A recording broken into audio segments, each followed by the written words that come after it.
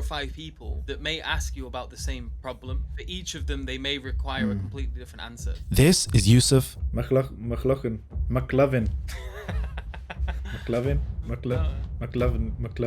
Yusuf Ponders, researcher and manager at Sapience Institute's Lighthouse mentoring project, a shining beacon of a service to the community where they help Muslims, non-Muslims, ex-Muslims, students, community leaders and du'at to navigate the plethora of doubts and shubuhat, specious arguments concerning Islam that people may suffer from. Nothing about the fact that your name's Yusuf or today is a day in October that proves that chickens exist.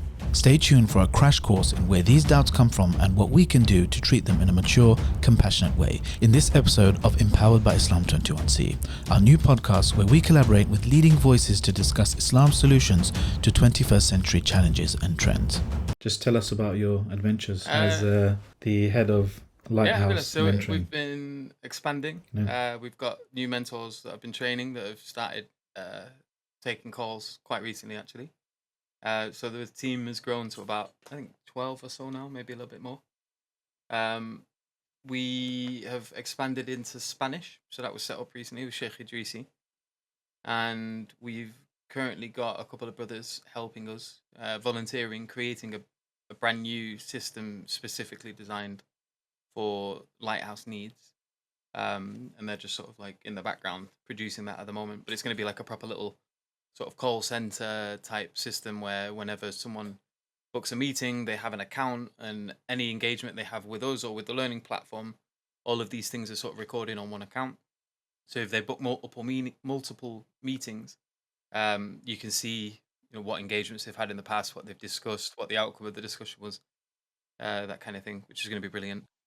Yeah. Wow, really interesting.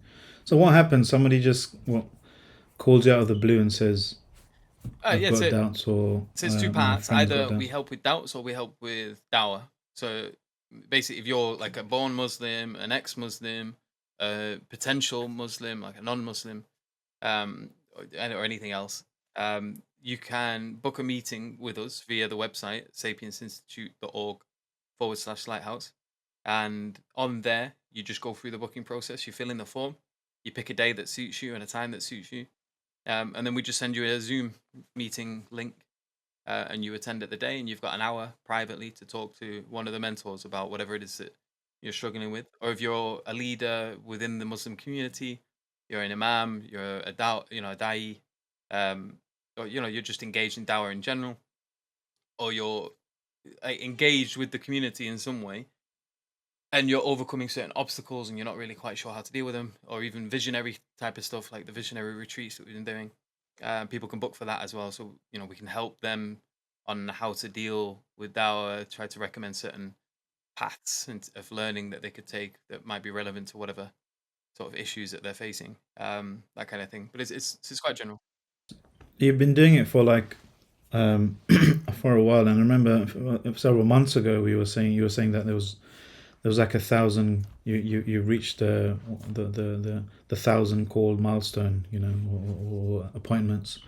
I think we're even way beyond that now. Yeah. It's I think it might even be close to 2,000 now. Yeah, mashallah. So what have you learned so far in terms? Maybe tell me about something that maybe our audience doesn't know much about in terms of dealing with doubts and people who have them. So the majority of the people that use the service are young men aged between, I would say, 18 and 25. The reason I'd say 18 is probably just because for legal reasons we can't help anyone under the age of 18 at the moment. But yeah, so you get mostly young men between 18 and 25, and they have, a lot of the time they think it's shubuhat, but you question them on it and they can't really express what the problem is a lot. They've just heard something, and because their brain can't necessarily engage with it, it makes them panic a little bit. And whenever they try to speak to people about it, maybe the people they ask, like their parents or their local imams, are not equipped to address certain questions or contentions. And they just sort of panic and they assume that this person is falling into kufr. But there's some questions that are genuine questions that you might be asking. And there's a difference between a shubuhat and a genuine question. The Sahaba even had certain questions that they would ask. There's obviously some questions that could be blameworthy or problematic, but it's not always the case. And sometimes a lot of people can't make the distinction between a genuine question and a shubuhat. Um, and obviously in today's climate, people get very confused. Parents will just send their kids off to secular schools. They're surrounded by atheists and disbelievers all the time. And then they get surprised when they come home and they start asking questions that are being presented to them in these environments that the parents just sort of shut them off into, without really taking into consideration how that might have an impact on their iman, on the way that they think, on the way that they see the world, and how sometimes that might come into conflict with Islamic values or Yeah. an Islamic way of thinking. I mean, I don't like the word doubt as a translation for shubha. So shubha, like shubha plural shubuhat. Shubha is from the word or the root of shabiha. Yeah, I think shabiha yashbahu. Yeah, or shabbaha yushabbihu.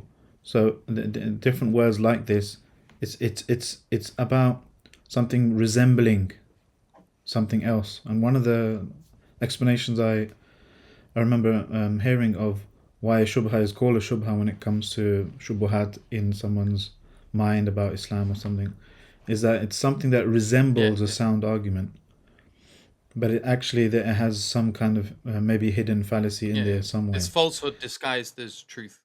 Exactly, yeah. That's much more, you know, Yeah, precise and brief, brief than I can put it. So falsehood disguise it as it resembles truth. It resembles a sound argument. You might think someone might come along and think, yeah, yeah, that makes sense. Um, and I always say to people, beware of things that make sense. Yeah, because the truth is under no obligation to make sense to you, yeah, right? The truth being the truth, there's a process of acquiring and understanding and verifying truth, and whether or not that makes sense to you is more a function of your own, yeah, yeah. cultural norms, your own intellectual ability, your own mood, what you had for breakfast, you And how know. much information you've got as well, because we even see this in Surah Kaf with Musa alayhi salam, when he's with Khidr, and like you look at how he's reacting because he's been given his Sharia, and he understands the right and wrong according to what he's been taught. And when he's going about with Khidr, he keeps seeing Khidr do these things, and he's like, "What are you doing?" This, and he even describes what Khidr does as a plain, as an obvious evil. Like he's reacting like anyone would do. And Khidr keeps responding, I told you you couldn't be patient." And then in the end, what Khidr does is give him context. He gives him more information. Musa is sort of reacting based on his immediate recognition of the turn of events. Like he's drawn a line around his experience. He's not really considering how this connects to things beyond what he can see in the present. And then obviously when Khidr is giving him this extra context, this extra bit of information, Musa alayhi salam can start to see why what he's done isn't necessarily wrong. And this is the case a lot of the time, even with like these shubuhat, is that people are looking at something, they don't really have too much information, they've not really been engaging in critical thinking too much or anything like that. They see something and they react based off this arbitrary circle that just sort of drawn around it. Like most of the sort of typical shubuhat questions you get are along this line. Like for example, when people have like an ethical objection, which is one of the most common things, or they have an objection with regards to like science and the Quran or something. A lot of it is just based off of ignorance of what's going on, and also like how it connects to these things. So, like when someone has an ethical objection, you can talk to them and ask them questions about it. And it's like, oh, okay, so like when you're using the words good and evil, what do you mean? Like, because if you're going to use these words, if you're not using Islam because you're sort of at a point where you feel like you might be rejecting it, what are you using? If it's not by the Sharia, what do you how do you define justice? What is good and evil? And they're all like, what do you mean? Well, it's a pretty important thing. Like if you're telling me this is good and this is evil, how is it you decide that something is good or something is evil? Is it based off a a criteria, or are you just going off your own whims and your own feelings and your own, your heart doesn't like this, therefore it's bad? Because if you're doing that, that's not much different than a child. When you're trying to give a child broccoli and they're like, yak, this is disgusting, I don't want it. They're Broccoli describing, is evil. yeah, it's a bad thing for them. They don't like it because it tastes bad and they can't see beyond the immediate experience how this might lead to some good consequences. But if you give them chocolate and sweets and crisps and crap, they might be like, oh, this is good because it gives them a sense of pleasure in the immediate. And no amount of telling them what diabetes is or this or that is going to convince them otherwise that this isn't a good thing. And it's just simply because they have very limited, um, like their horizon is very close to them in terms of like their foresight, how far they can see. And obviously, as you get older, that gets a little bit bigger. But even then, it's always limited. And obviously, with regards to morality in particular, Allah subhanahu wa ta'ala is the all knowing, He's the most wise. He's in the best position to be able to tell you and a society on every level how to organize. And when people are looking at the Sharia and they're objecting to it and things like that, they've not really thought about like meta ethical questions. Like they have no idea how they're going to define these terms and then how they apply it. And then when you try to get them to do it, they always end up getting themselves in a pickle where you can give like an example that forces them to say that something strange is permissible, and something that they also get that negative feeling that they get when they're reading about the Sharia, for example. Like, and you sort of force them to apply some sort of principle. It's like, okay, so you're rejecting the Sharia because it makes you feel icky. Okay, and then I'm asking you to give me a criteria. You give it me, and then I show you how this criteria leads to something icky. So now what? Like, where do you go? If this is what you think is the means by which you determine good.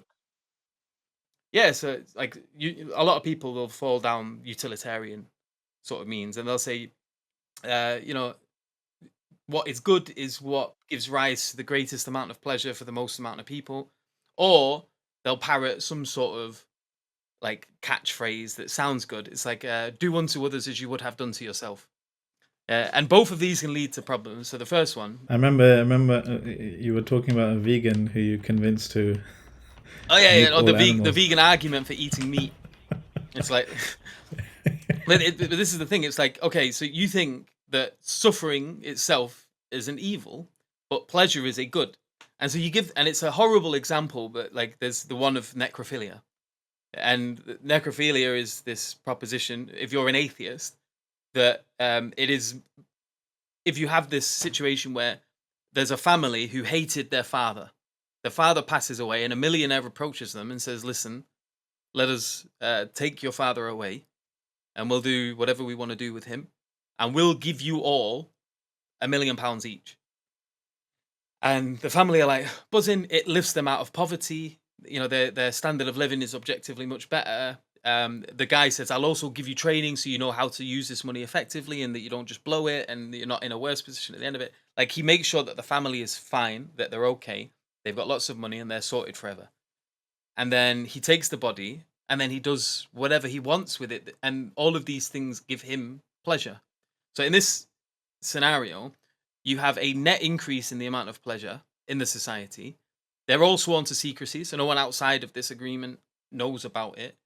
From a utilitarian perspective, if the greatest good is to increase the amount of pleasure in a society and decrease the amount of suffering, then this would be described as a good act from a utilitarian perspective. Because so long as it is kept secret and other people are not negatively affected by that, there's nothing wrong with it. Because you've increased pleasure for everyone involved in that. And in terms of the atheists, the way they see a human body, once they have passed, there's no personhood there. So the question ceases to be about the individual, because the individual has died and they've lost any sort of right. And it becomes a matter of ownership. Who owns the body? Because it's just a collection of molecules at this point. Even when he's still alive, Yeah, it's a yeah, connection of yeah, yeah. molecules, according to a But physicalist. Or there is a sense of personhood, and with that, even though it's, you can go into that in a lot more detail. There's there's still questions about like how does that like develop the sense of human rights and so on and so forth from there. But even if you grant that, and you just say, okay, well, the person's died now. They are just an object. And then it becomes a discussion about who owns the object and then what rights do they have to do with it. And if the person is just an object and they're not feeling pain anymore and they don't feel disgrace or shame or any of these things, then it's really up to the family what they want to do with that body. And if they do it in private, then from a utilitarian perspective, there's no pain. With regards to the other one that we mentioned, the do unto others as you would have done to yourself, this is a problematic because that sounds good so long as you're all normal people like us, where it's like, okay, yeah, I want people to be nice to me, so I'll be nice to them. But what if you're like a crazy American gun-loving like warrior type, and you're like, I want people to break into my house so that I can battle them to the death, yeah, and protect my property, and also prove myself as a worthy warrior. And it's not like this is absurd because there are people like this in the world. I actually wish that wasn't as uncommon I know, but that's the thing. There are people like that, and you get that in council estates in the UK. And if they were allowed guns, like I'm sure, but the example we're using here is the American, yeah. And he likes to leave traps. He leaves his windows open in the hope that someone might try to break in. And then when they do, he's like, yeah, buzzing. And so he runs into the room, he throws them a weapon. He's like, right, hand-to-hand combat. Or like he runs out with his gun. And like, now, if he takes that maxim, he would be justified in breaking into other people's houses and attacking them and engaging them in hand-to-hand combat or trying to take their stuff, because he wants people to try to do that to him so he can prove himself worthy. And so therefore he wants to allow other people to express the same thing. Now, obviously that isn't what they have in mind when they say this type of thing. But if you do have that as some sort of like universal maxim, the problem is then, okay, so apply it universally. And does it give rise to any weird problematic situations? And in the case of obviously that one, it's a bit weird. So the point here is like when you start to point these things out to people, they start to recognize, okay, ethical conversations are actually a lot more complex than I initially assumed. And I am reacting not off some sort of rational means, because we could read books and books on ethics and stuff. They're not doing that. What they're doing is that they have been, their brain has been developed with a particular worldview. They have got certain social norms that they have been introduced to. Because if they had lived 5,000 years ago, 2,000 years ago, 100 years ago, 300 years ago, they would have looked at these things very differently. They wouldn't have the same reactions, and they may not have had the same problems. And they may have even engaged in the type of things that they are objecting against.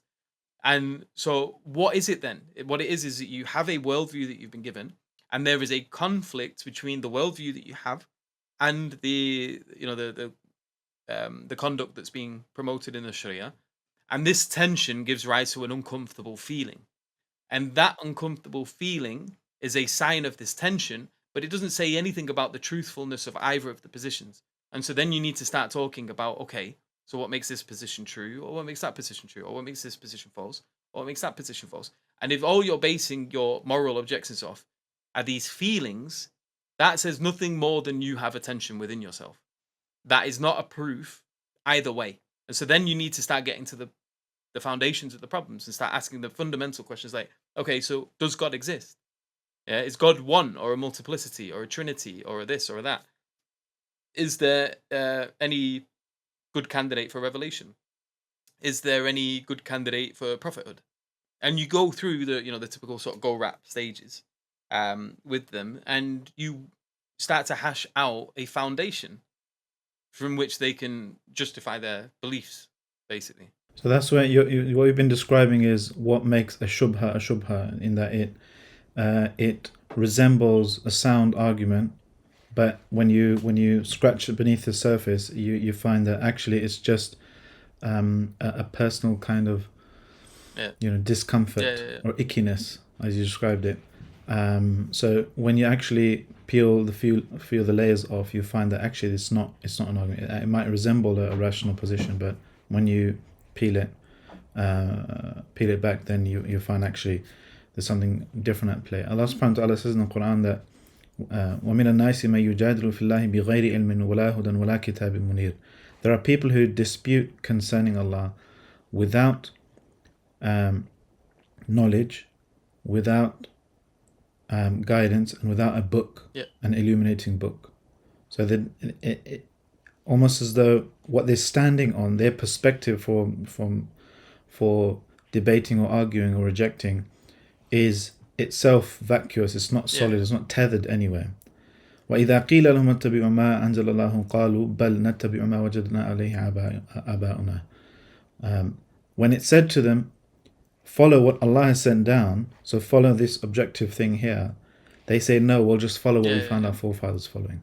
And that this is essentially what it is. That expression is repeated in the Quran many times. The people who follow their forefathers, people who follow their forefathers, and it's just probably at the crux of so many of these doubts or shubuhat, right? But if that's the case, do you find that simply highlighting the irrational nature of these things is sufficient for helping people with these shubuhat? You've got to do a bit of it, because if you don't, people react negatively to that, and they just assume that this is avoidance, that there are no answers, that what you're doing is you're just trying to hoodwink them. So, and again, it's sort of different for every person as well. Like, there's no one shoe fits all type of methodology when it comes to dealing with shubuhat, because there may be 4 or 5 people that may ask you about the same problem or the same shubuhat, and for each of them they may require a completely different answer. For one person, a simple overview of the issue might be sufficient for them, and they'll go away and they'll be fine and they'll never contact you again. For other people, some people you just need to tell them off and say what you want about, and then other people you need to like unpack their history, like so what's going on like in your life, and you find out, that they've trauma, this kind of thing, or there's some severe pressure in their social environment, because they're like a minority among a bunch of other people and their peers that they respect and sort of yearn for the validation of this group, but they don't get it because of Islam. And like when you get to the bottom of these things, obviously there's a very different sort of cure for those problems than there are the other ones. So yeah, it depends on who you're talking to, really. So essentially, another way of describing this is you're talking about what are the causes of shubuhat, right?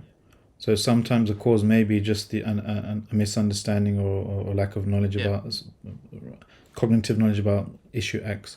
Sometimes it might be trauma. Sometimes it might be just the desire to fit in, being bullied, or not wanting to be the odd one out. Sometimes it might be, just obstinance and stubbornness and the desire to fill out your desires. What would you say in your experience is the kind of the breakdown of these in percentage wise? Like what proportion of it is due to trauma or can be remedied by just learning the facts? I couldn't give you percentages on that, because it's like there's a lot of the ghaib is just like 99% of everything, and we are only sort of like scratching at the surface with most people. But in terms of, and this is the importance of the way we try to do things with Lighthouse as well, is like, because sometimes people just want to email you the question, or they'll just they think it's like a simple thing. I'm going to send you this question. Can you answer it? And it's like, no, because I need to know what is going on here with regards to the question. Like, what's motivating you asking it? And I need to ask you some questions as well. And there needs to be this sort of back and forth. You don't really get that with like voice, and so without voice, without like sort of hearing the person, hearing the tone. I used to work in call centers, and one of the things they really sort of spoke to us about was that one of the biggest problems you're going to face in communication or in telecommunication is the fact that something like 90% of communication is visual. And when you're on the phone, you're missing out on a lot of that communication. So you have to overcompensate for what is lost visually with your voice. And then if you go from voice to just writing, you lose an even higher percentage. Especially if you rely on your, good looks to get by normally. Yeah, exactly. But Why are you laughing? but but that's the point, is that there's a lot that gets lost in just writing communication, which is why places like Twitter can be an absolute cesspit for misunderstanding. Like, I've only been back for a week on Twitter, and I'm already getting like jumped on by people. You've already been blocked by 5 Yeah, million yeah, people. yeah, yeah. Or like people have just like, I'm asking a question and people are like, why are you thinking bad of this brother? But I'm like, I'm asking him a question. Like, I've not stated anything about what he believes. I'm asking him to clarify it. That's like an expression of my refusal to have an assumption about him. And that implies as well that had you been face to Maybe face with someone yeah, and picked up on some of the cues, you would have altered your answer and your response, yeah, and exactly. Yeah, yeah, yeah. approached it And even then, differently. the way, I remember one time a brother asked me, is my job haram, right? And I just remembered one of our sheikhs saying, don't answer questions like that. Yeah, because you might technically give someone the right answer, but it'll ruin his life. Yeah, and it's actually quite almost irresistible not to yeah, answer a question that the technical answer to, the rational bit. It's very difficult to kind of prevent yourself from answering that. I don't know, you get a dopamine hit or whatever, but you have to, for a greater maslahah, for a greater purpose, you have to notice, for example, that person might have yeah, OCD or something, or wiswas, and you giving him, like, if somebody comes up to you, they're dripping from head to toe in wet, and they say, for my wudu to be valid, do I have to wet my elbow? Yeah, you can tell that person has potentially some wiswas or yeah, some OCD, some obsessive compulsive disorder. If you tell him the correct answer, you might have him almost. Some people yeah, get yeah. And this is suicidal in also the responding. danger of like that sort of blind communication with people, with just text message or with email alone. When you can speak to someone, there's a lot that their tone of voice, or even like a lot of them just don't even bother putting their camera on. But when you do get the opportunity to sit with the cameras on as well, and you can see them, like, it adds a completely different element to the discussion, and it always goes into a back and forth where their question requires me to ask them some questions as well, and that really helps to unpack the problems fundamentally, and it also helps them to overcome it in the long run. And so I find that we do have a few that are very difficult, and they may require multiple. Hopefully, you don't use the funny Oh, no, voice no, app. no. You know what? Should I try that one day? It's a good Is idea. that actually, is this the first time people are hearing your real voice? Well, Is I this don't know. even my real Is this your voice? real That's the voice? question. I don't know. We don't know. The AI might be Yeah. so powerful, but yeah. So, having said all that, what role do you see imams, scholars, community leaders having when it comes to Yeah. So, addressing shubuhat so the in people? So you're saying the majority of the people yeah, that come to yeah. you are young people under 25. Bearing that in mind, what duty do we have? So ideally, we would be redundant because community leaders would be equipped to be able to deal with this kind of stuff themselves. And a lot of it is relatively simple. Like, some of it is not that difficult. I guess the fear is that they don't want to like engage in this because they feel like it might go into this sort of never-ending pit. Sometimes with some people it does, and when you recognize it's going down that route, you just need to sort of cut it off and say, "Listen, the problem with you is that you act like skepticism is a pair of glasses that you got to keep on all the time, or it's like rather than seeing it as a tool." And in the same way, like if I've got a hammer, that sometimes it's going to be useful and sometimes it's going to be problematic. Like, if I want to make a sandwich, I'm not going to be like, "Pass me the hammer." Like, I'm going to say, "Leave the hammer. We don't need that. We're making sandwiches." Some people treat things like it's a tool for everything, and then it gets to a point where it's just redundant, or but as well, what you'll notice is they often apply it inconsistently.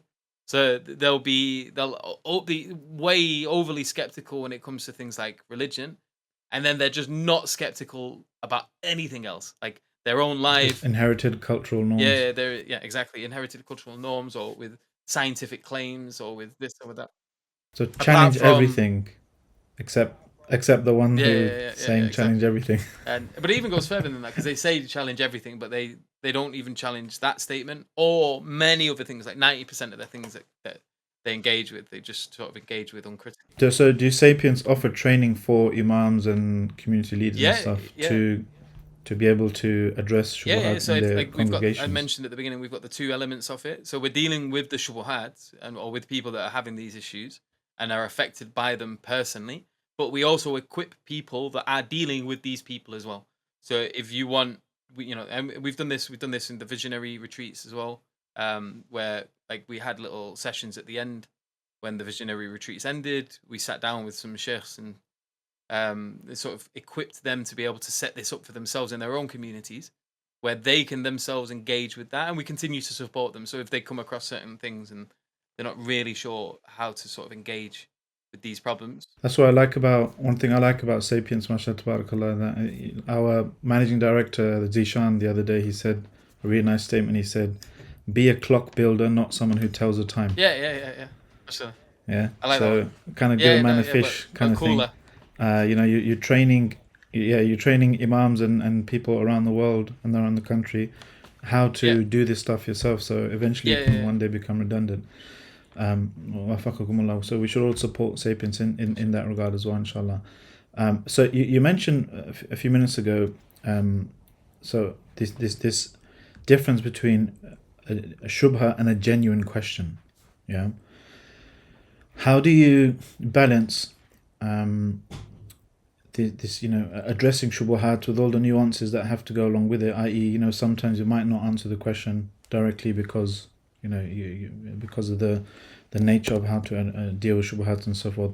How do you balance that, guarding against shubuhat, with intellectual freedom and actual learning and that kind of stuff? Like the main difference between like a shubuhat and just like a genuine question sometimes is just the degree to which the person believes that it's a problem or is affected by it.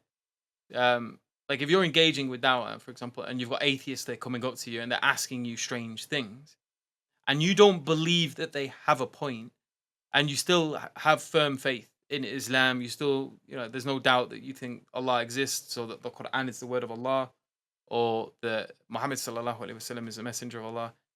But you're like, I have no idea how to answer this. That's not a shubhat because it's not causing you to doubt your religion.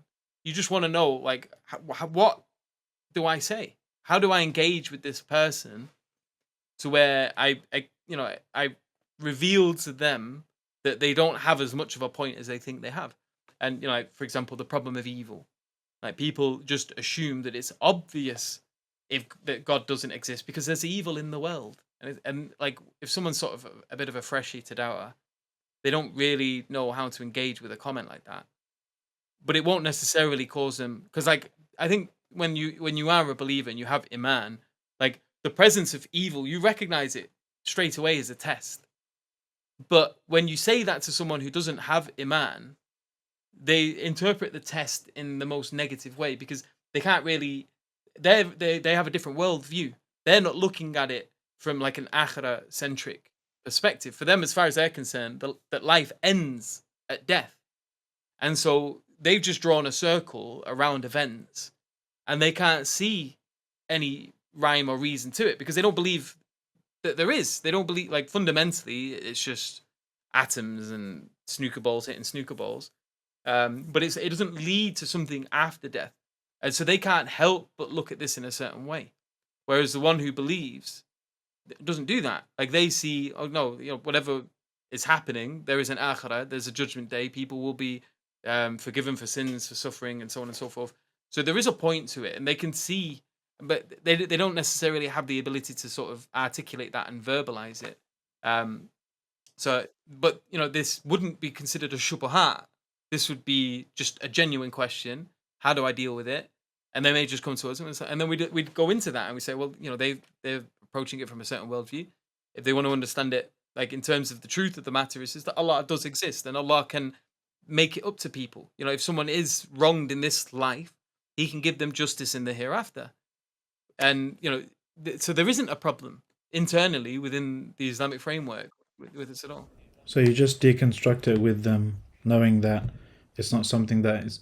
Well, some people, we people involved in dawah also need to be wary of this. That sometimes many brothers and sisters might misunderstand or misinterpret the inability to articulate response to a question as Well, this a is the other shubha. thing, because someone else might come with the exact same question, but it is affecting their iman, and that's because they are looking at it from a different perspective. They're looking at this as, I can't answer, therefore there mustn't be an answer, and that's naive. Yeah, and as ultimately, not only is it naive, it's extremely arrogant as well. Yes, That because I can't articulate. answer this Yeah, question in this moment in time, yeah, therefore yeah, it's yeah. the But truth. as well, you even get some people that they'll have iman, and then later on they'll get like exposed to something which gives them an iman boost, and then they forget they had belief before these things, and they make these things like fundamental to their faith. So when anyone asks them questions, they pull out that WhatsApp image of the watermelon that's got the seeds are arranged in such a way to write out the name of Allah subhanahu wa ta'ala or something, and they're like, but look at the watermelon. Yeah, yeah, yeah, yeah, Ashhadu an la subhanallah. And ilaha illallah, ashhadu anna Muhammadan rasulullah. or like something simple like that, and then they're like, wow. And so when they're engaging with other people that don't believe, and they're like, ha, the watermelon, what do you say to this? And then someone like deconstructs that and refutes it and says, well, that's not a good argument. Here's a piece of toast with the picture of Jesus on it, or here's like a chapati with Shiva like written, like who, like why, how does that prove the truthfulness of Islam? It doesn't. And then what they do is they panic and they think, oh, that must mean Islam is false. It's like, no, no, no. A bad argument isn't a refutation. Like if I give you a terrible argument for the existence of a chicken, and I say something like, my name is Yusuf. Today is a day in the month of October. Therefore, chickens exist. And you go, well, hold on a minute. That's a crappy argument. There's nothing about the fact that your name's Yusuf or today is a day in October that makes chickens, or that proves that chickens exist. I can't go, oh crap, chickens don't exist now. It's just a bad argument. That's all it is. And some people don't recognize that. They think that someone refutes a crap argument, all of a sudden they've refuted the thing that the argument was trying to prove. That's not how that works. So what's the difference between someone who recognizes that and A someone lot who of it is doesn't? just, I don't even know half the time. I think it's just people are young and they've not really had a chance to use their brain muscles. And so it's very easy for them to get confused. And then, like, literally, once you've sort of, But some people will get confused and they'll just shrug their shoulders and say, "Oh, that's interesting." But some people, yeah, and then just carry on with their lives. Some people might get confused, and it yeah, but affects their then iman. you were right in when you were saying that there's a form of arrogance in it, because what they do is they're quick to assume that the problem is with the religion and not with themselves. Whereas a humble person would look at this and ask first, why am I confused? What is it I'm missing? And then maybe try to think about it. And if they were reflective, if they just were a bit self-aware, they would recognize this isn't an issue. Yeah, and it's not like what I've just said there is some sort of like hyper complex explanation. You don't need to be Einstein to get that a bad argument doesn't disprove the thing that it's arguing for. I think the underlying element, or a one tool to help us in this regard, to understand and also address it, has got to be recognizing that iman is broader than just the cognitive kind of tasdeeq of I believe XYZ. Yeah, The iman includes, and this is one of the earliest controversies in Islamic history, the actual definition and the composition of iman. The mainstream position being, iman is not just a belief that you have, Yeah. Iman includes your actions, and includes your worship, and it goes up and it goes down. So Iman, just like a human being, there's an intellectual element to us. There's a physical element to us. There's an emotional element to us, a spiritual element to us. Likewise, Iman, it Yes. straddles all of those spheres of human activity. So you could fortify your Iman by doing more worship. Yep. You could fortify your Iman by working on your character, because if you are humble, you decrease the likelihood of that happening, of your inability to answer a question kind of being flipped in your mind as some kind of doubt in Islam, shubha, or some kind of problem with Islam, or the truth. Yep. It was the grandson of Ali bin Abi Talib radiallahu anh. He said, arrogance doesn't enter a man's heart except that it proportionally decreases his intelligence. Yeah, if a lot of arrogance, and his intelligence increases a lot. If a little bit of arrogance, his intelligence decreases a bit. This is So this has a direct impact on your and man. this is a really therefore. important aspect, because like I think one of the biggest issues in dawah at the moment is everyone just treats the person they're giving dawah to like they're a robot, and they just need to flip a couple of switches and then bam, you're going to get shahada. And the switches are, in their eyes, is just, I just need to give them this argument, I just need to refute that argument. But it's not that. Like, people are complex things, and there is a relationship between the heart and the mind. And as you said, iman increases and decreases. And a lot of this can be because of obedience and disobedience to Allah subhanahu wa ta'ala. So it may be that the kind of lifestyle that you live is offering obstacles to you overcoming certain issues. And in my book, I have a chapter that talks about this. It's like overcoming obstacles. And one of them is like to live a certain way, because it may be the case that your lifestyle and the way that you behave could be impeding your ability to think clearly.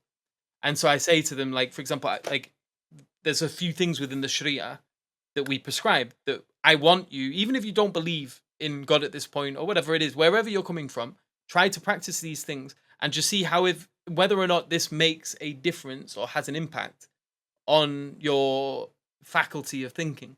And some of them are like drinking alcohol, taking drugs, committing zina, like engaging in these extramarital behaviors, taking loans out, like being in bad environments, swearing, all of these kind of things. They have an impact on you. And if you don't do these things, the way I describe it in an analogy, it's like when you're doing it, it's like when you're in water and you're moving about and you're kicking up dust and you're complaining that you can't see. It's like, well, why is it not obvious to me? It's like, because the behaviors that you're doing are impacting your heart, and your heart has a connection to the head. And there's evidences of this because we see it happen all the time. I had a friend, and I always bring him up because he's like a perfect example of this. Very clever guy. At any other day, very rational. Like, you could have a brilliant conversation with him. He went to university, he studied mathematics, he became an accountant. Clever kid. Yeah, really, really clever person. But he fell in love with this girl after like a week, and she broke his heart, and that rationality went out of the window. And he was like, "Oh, maybe if I send her 10,000 messages in an hour, she might find that romantic and take me back." And it's like, what are you? That's the stupidest thing you've ever said. Like, why are you behaving like this? And then like, maybe if I say this, it's like, bro, that's the weird. That's just creepy. Like, stop it. You're not. What's happened? You're like one of the cleverest guys I know. But then when it comes to your heart being broken, this has had a massive impact on your ability to think clearly. Or, like if someone experiences trauma, if someone experiences difficulty or hardship or anxiety, all of these things can have an impact on the way that you think. And so it's important to be able to try to establish like an understanding of how important the state of the heart is, and to instill in yourself certain characteristics like patience, like perseverance, like strength and courage, and so on and so forth. These things are important, and people neglect this completely and then just focus on rationality as if that's all the human being is. And it's not, because like you can get there are some very clever people who were very bad. Like you can see the evidence of that throughout history, where there's like geniuses that are responsible for like some of the worst crimes you've ever seen in your life. So yeah, having this understanding of the connection between the two, um, understanding that to focus on your heart is as equally as important as focusing on the sort of the rational part of the discussion, etc. And not neglecting one for the other. And some people go in the opposite direction where they'll only focus on the heart and they completely neglect the intellect. And so they're like, oh, how dare you ask the question? How dare you think about this? Just forget it. Don't ever think or speak about these things. But then this sort of disequips them to engage in any sort of dawah whatsoever. Like you can't, like you're not going to be that effective going up to people that don't believe, and every time they ask you a question, you just like read Quran to them, and that's it. Like there's no engagement beyond that whatsoever. So, what impact has the rise of social media and the internet had, do you think, on Shubuhat, the causes and the ways we can address them? Yeah, so it's definitely made the social structure of society is very different and very complex.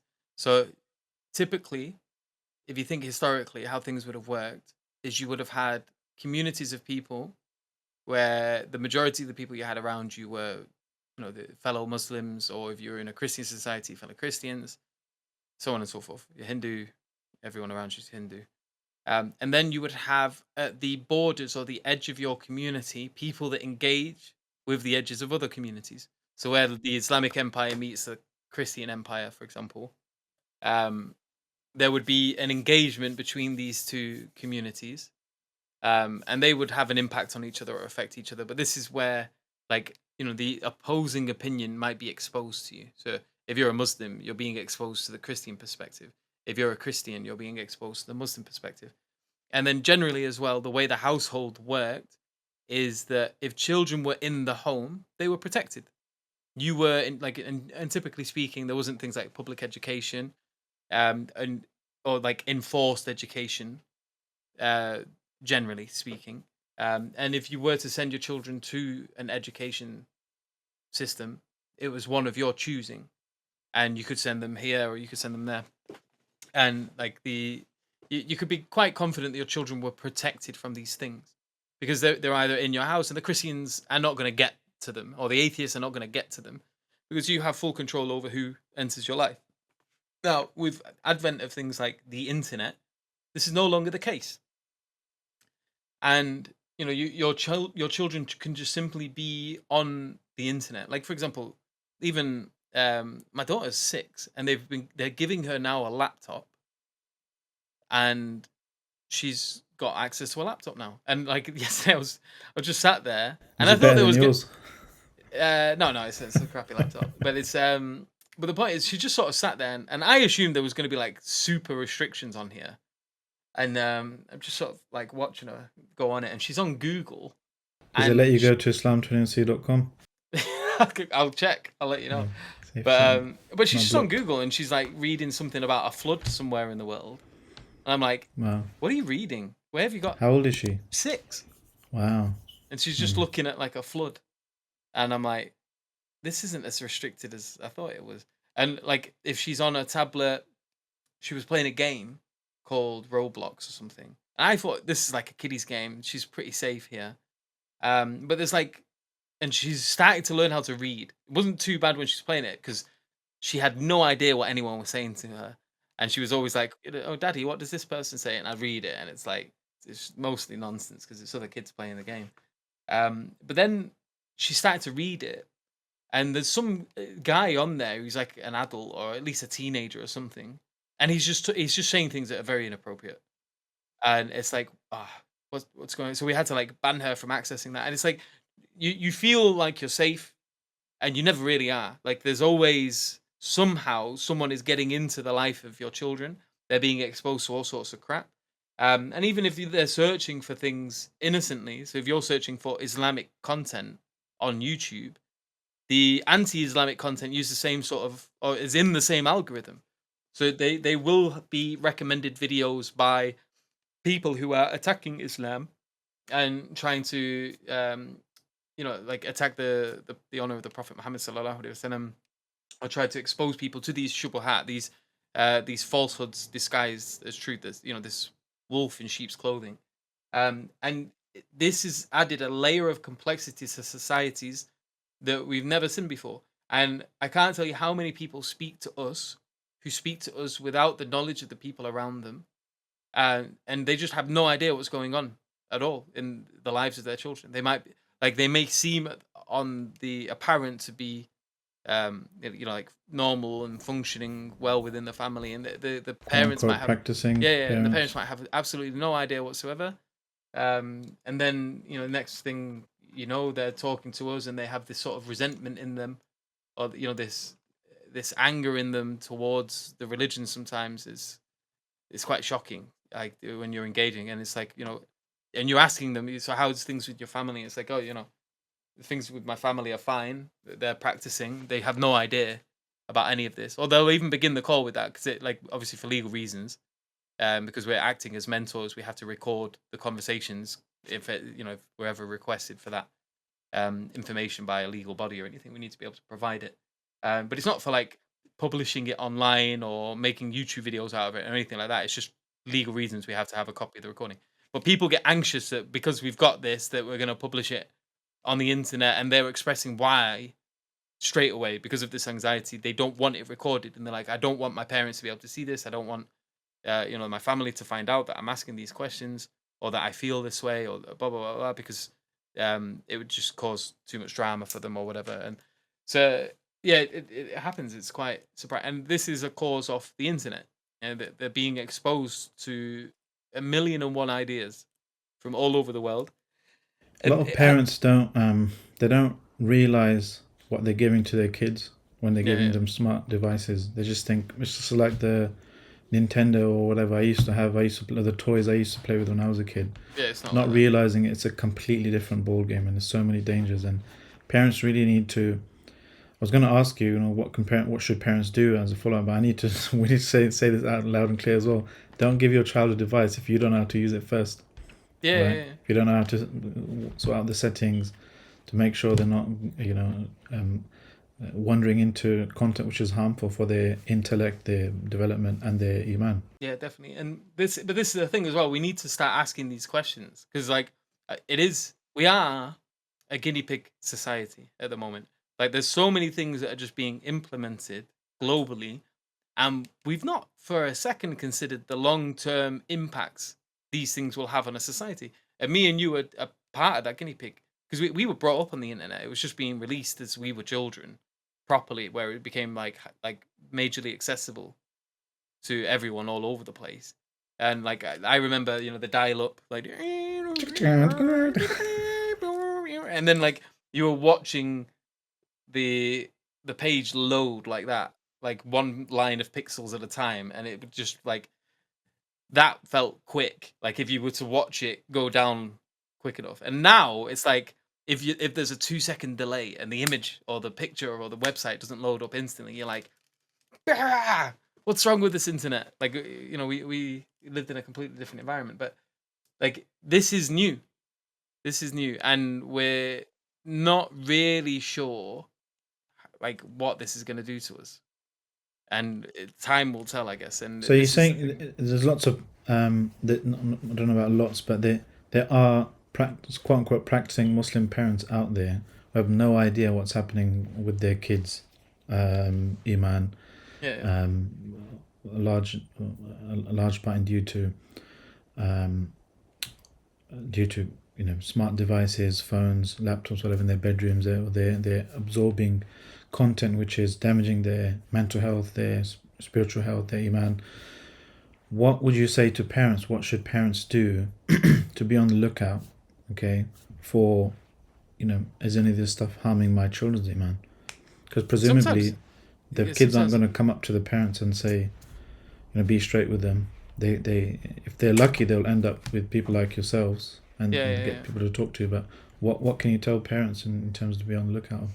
Just be very wary. Like I think one of the biggest problems is kids just have more. The kids are more clued up about technology than their parents are. Like especially like with sort of immigrant families, you get these people that come from a very different world, over to the Western world, and they just have no idea what these things like. They're completely naive.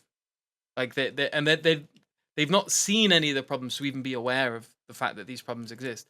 And these kids are just being exposed to these things, and like these are the kind of people as well that they may never even watch this kind of podcast because they're just not involved in that world. They're not involved in that stream, and so like it's unfortunate. The case is that some people that really need the help are just probably never going to see these kind of pleas, which is where like this becomes a responsibility on the community. I think where obviously these people when they're coming in, they're attending the khutbas. Yeah, and these are the kind of things we need to start talking about in the Friday khutbas. You need to take into consideration the context of the time, the people that you're dealing with, and the problems they are going to be facing, and trying to make them aware. Because if they're coming here and they're not aware of all of the crazy complexities that this life offers, So, you're just what types of topics should the khatibs talk about then, as an yeah, example?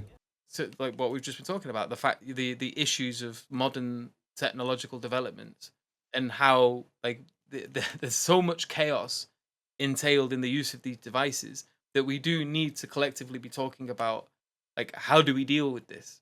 Yeah, like, and even to the degree that it's almost inescapable, because if you're sending your children to secular schooling, maybe you don't even give them a phone, but that doesn't even matter because they're dealing with kids that do have access to these devices, Yeah, and they are being exposed to this stuff. Like even as a kid, there's maybe my friends, like I had friends. I grew up as an, well, not necessarily obviously some people think I'm Arab, but I grew up as a non-Muslim. My mum's Polish, my dad's Scottish, and like good job they my named you Yusuf. That was really they didn't. foreshadowing. Yeah, they didn't. They called me Sean. Sean. But yeah, but they like we grew up in a certain environment. My dad was in and out of prison. He passed away when I was younger. My mum was always working, and so me and my brother pretty much could do whatever we wanted. Yeah, we just had sort of freedom to do whatever we wanted whenever we wanted, and we would break into things. And there was this big warehouse that just used to store alcohol. We broke into it, nicked a load of alcohol. We we were little rapscallions. We used to smoke. Uh, you know, my there were certain people on the estate we knew we could go to go get alcohol for us or cigarettes, and we were like very embedded in this very problematic environment with this probably very problematic lifestyle. And there was some Muslim families that lived around us that just sort of let their kids go out and play, not having any clue that the second these kids got involved with us, they were being exposed to everything we were doing, and the parents just had no idea. Now, was it better to have the children locked up completely? I don't know, because even that isn't necessarily a good thing. Because when you like, there's that could express itself in a certain problem. So when the kids grow up, they are naive about the world. They don't even think disbelievers exist because they've just been so isolated, and then they get exposed to it when they're an adult. And it's funny because it's a sort of there's this. Are you familiar with the story of the first Buddha? No. There's a similar thing that happened with him where like there's some sort of prophecy that's been made about Prince Siddhartha, the son of a ruler. And he said either he's going to be like this big great ruler or he's going to be like some spiritual leader. And the dad really wanted him to be a ruler. And so his dad isolated him from the world and hid him from anything that might get him to ponder spiritual things. And so like if there was, he wouldn't allow old people. There was no death, no sickness, no, like even if a flower wilted, there were people that he'd hired to make sure that like they hid any sense of end or degeneration or anything like that. And so he lived in this sort of like perfectly constructed environment, and he eventually grew up, and his dad was getting old, and he was gonna take over from his dad and become a ruler. And so he said, "Dad, you want me to rule this empire? Let me go see what I'm going to rule. Like you've just had me locked in this castle forever. That's not really practical." But then when he went out into the empire, he started to get exposed to all of these things. he saw death, he saw sickness for the first time, and that had the complete opposite effect that his father intended it to have. And this is the sort of thing that we're sort of dealing with now, where it's like we're not really sure. Like you could try to do things one way, but that's going to have its consequences. You could try to do things another way, and that's going to have its consequences. You And just so, have to be on the ball.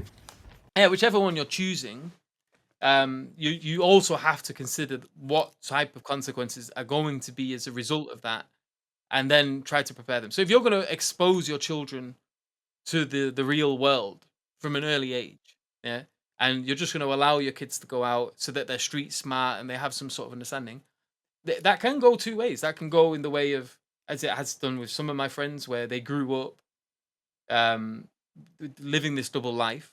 They had this like sort of kufari life that they lived with us, where they were drinking, smoke. They did everything apart from eat bacon.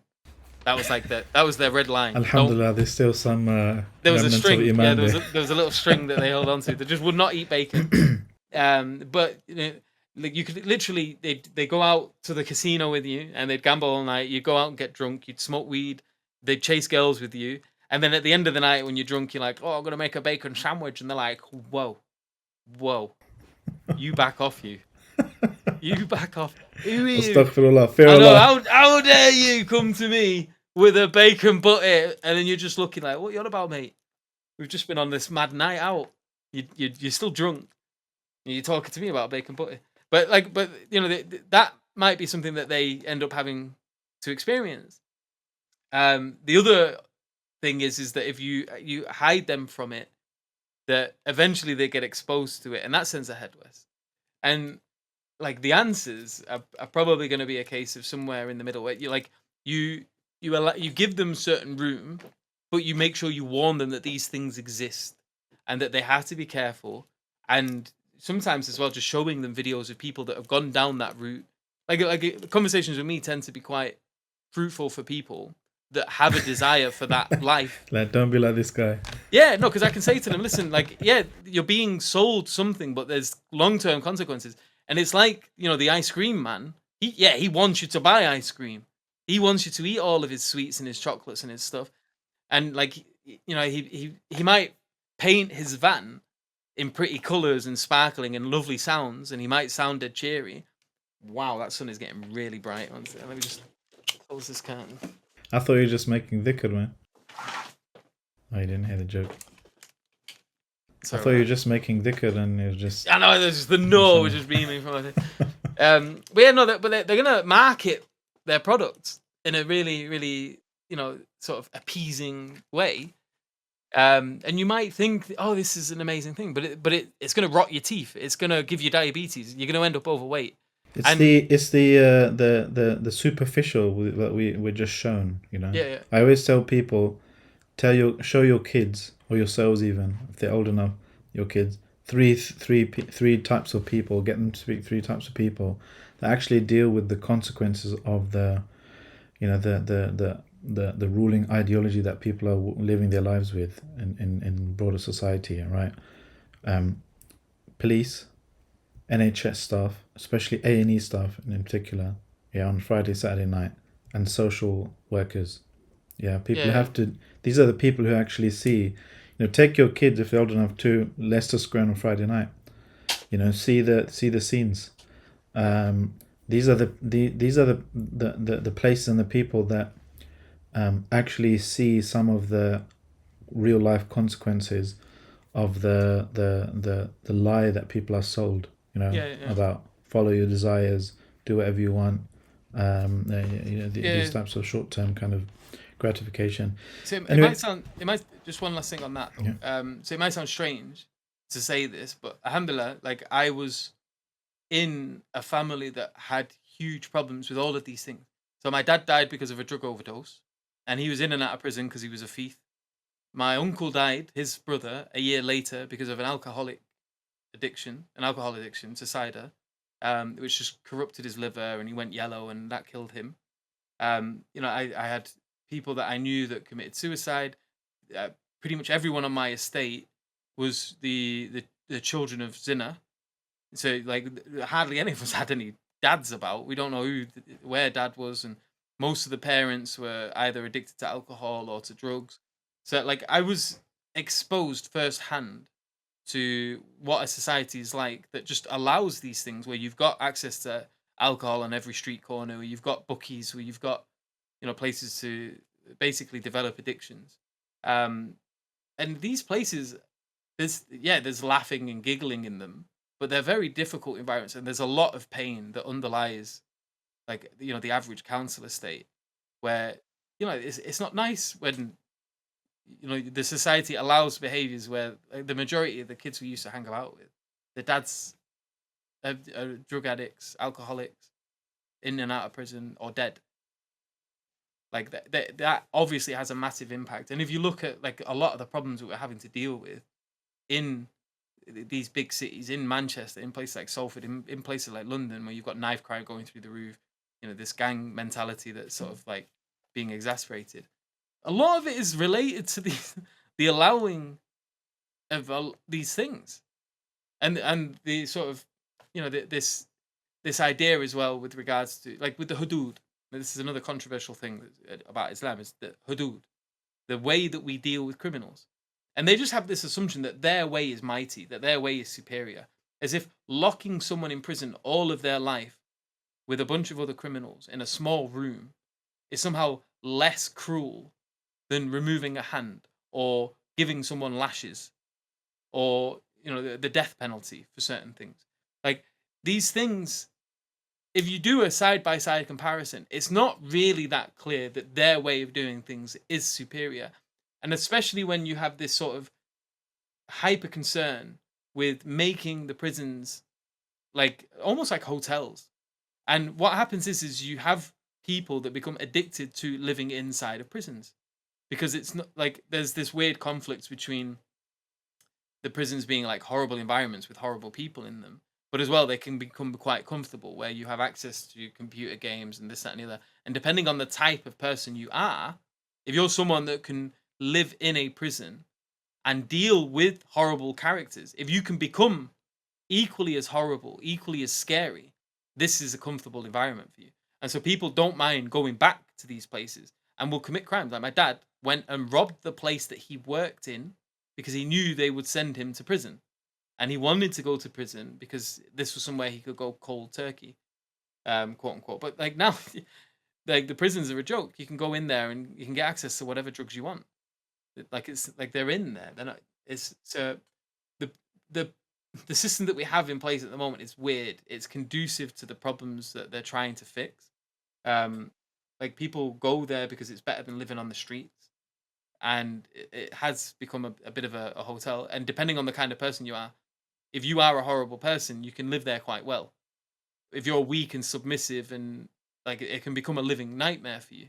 Um, but it's complex. Whereas someone being lashed, you have short term physical pain, but this can be the means by which people like give up bad things. Like if you're really like you're gonna drink alcohol in public and be someone who abuses your neighbors and abuses a society, honestly, like a quick lashing can really knock that out. It's just like you're not gonna go back to it because it's Like just, you're speaking from experience. no, it is, isn't it? Like when I was a Yeah, kid of and I was course, a bit of course. naughty, my mum giving me the slipper. It wasn't something that gave me like a long term damage, but it really was a means to get me to like, okay, I'm not gonna do Yeah, that again. absolutely, absolutely. I think people are, it's just a rational thing people can wake up to, but it requires the other suite of, critical thinking skills, mental health, fortitude, character, Yeah, um, reduction in arrogance or increase in humility to actually understand and appreciate, the things that are the subject for, the subject of, shubuhat and doubts and arguments, specious arguments people have against Islam, like that we've discussed today. So, Jazakallah khair for your time, bro. I've got a few quick fire questions, right? Just shoot from the hip with these on. Just a handful of questions. Number one, what's your surname? How do you pronounce it? right. I'll tell you what I'll do. McLaughlin. Right, I'll write it down for you McLaughlin. in WhatsApp. and then just try and read. Put it in this the thing that we're using now. There's a chat thing. Where? Oh yeah. I found it. Okay, try and read that. McLovin. No. McLovin. McLovin.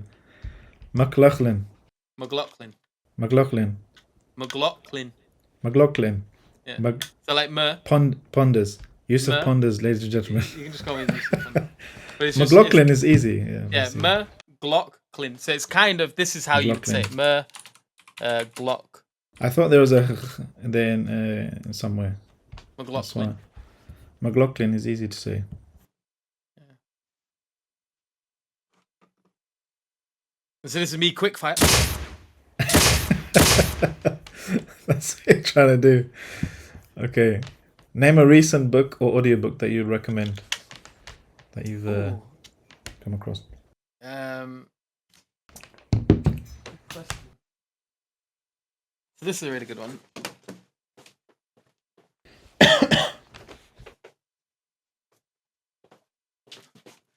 I've not finished reading it yet, but it's really good so far. It's between the God of the Prophets and the God of the Philosophers by Hatim al-Hajj. Reflections of an Athari on the divine attributes. And it's a really good book. It's all about like the sort of, the tension between the philosophers and the Athari Aqidah. Yeah. That kind of stuff. It's a really good book. Interesting. Which gadget other than your phone do you value the most? My vehicle, my car. A car, nice. I think that counts. Which website or app would you recommend or encourage others to use or download or visit? Sapience.org. MashaAllah. What is a profound quote that changed you? Don't use any from me. Just make me humble. Yeah. Okay, so there's one. I'll get it. I know it off by heart. I can't remember who wrote it. So the fish trap exists because of the fish. Once you've gotten the fish, you can forget the trap. The rabbit snare exists because of the rabbit. Once you've gotten the rabbit, you can forget the snare. Words exist because of meaning. Once you've gotten the meaning, you can forget the words. Where is a man who has forgotten words so that I can speak with him? And that's by some guy. I'm not even going to try to pronounce his name. It's even harder than mine. Nice. I'll type that in the chat so you can try and bastardize the pronunciation. There you go.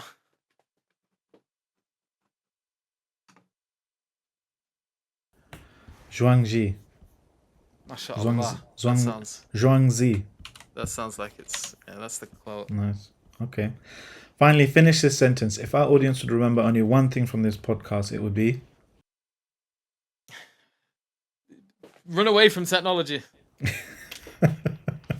Burn the internet. Okay. And on that bombshell, we'd like to bid adieu to our brother Yusuf McLaughlin, using this technology over the internet. Jazakallah khair, Yusuf. Oh, yeah. And I'll speak to you soon, inshallah. Inshallah, it's been a pleasure. And Jazakallah khairan to you at home for watching and tuning in as well. If you like this podcast, give it a like and a share. Let your friends know about it. And importantly, subscribe to it wherever you get your podcasts so you get the next episode right in your inbox automatically. Until next time, Assalamu alaikum wa rahmatullahi wa barakatuh.